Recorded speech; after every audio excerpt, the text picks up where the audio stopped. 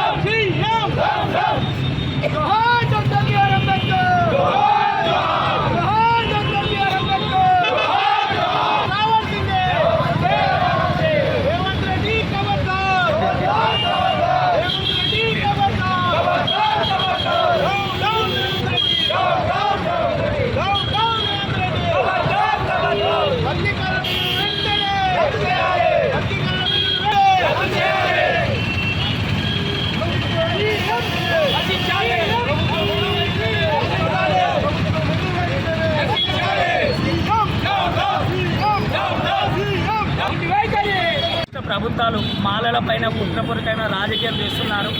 SC వర్గీకరణ మాలలకు మాదిగలకు కొద్ది తేడా ఉన్నది. మాదిగలకు 9% ఇచ్చిండు, మాలలకు 5% ఇచ్చిండు. కొద్ది శాతం ఉన్న మాలలకు కనీసం 8% అని ఇవ్వాలి.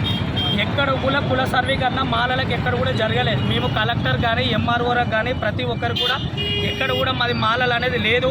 మాల అయ్యగారులు 34 రిజర్వేషన్ వచ్చింది, మాల అయ్యగారులం కాదు అని చెప్పి కలెక్టర్కు ఎంఆర్ఓ కూడా ఇచ్చినాం. ఇంతవరకు కూడా దానిపైన ఏమి స్పందన లేకుంటేనే ఈరోజు ఎస్సీ వర్గీకరణ జైలు. ఇది వెంటనే ఆపు చేయకుంటే మాత్రం ఎమ్మెల్యేల పార్టీ కార్యాలయాలు కానీ తెలంగాణ రాష్ట్ర ప్రభుత్వం పార్టీ ఆఫీసులు కానీ కాంగ్రెస్ ప్రభుత్వం ప్రతి ఒక్కరు కూడా ఇంటింటికి పోయి ఎమ్మెల్యేలు ఇంటికి పోయి ఇంటి ముంగట కూర్చొని ధర్నాలు చేస్తాం, రాస్తారోకాలు చేస్తాం. ఇది ఇంతటితోనే అయిపోదు. దయచేసి కేంద్ర రాష్ట్ర ప్రభుత్వాలు ఇది వెంటనే ఉపసంహరించుకోకుండా మాత్రం మేము కేంద్ర రాష్ట్ర ప్రభుత్వాలు ఎమ్మెల్యేల ఇంటిపై కూడా ముట్టనుకున్నాం. కాంగ్రెస్ పార్టీ గెలిచిందంటేనే మాలల భిక్ష.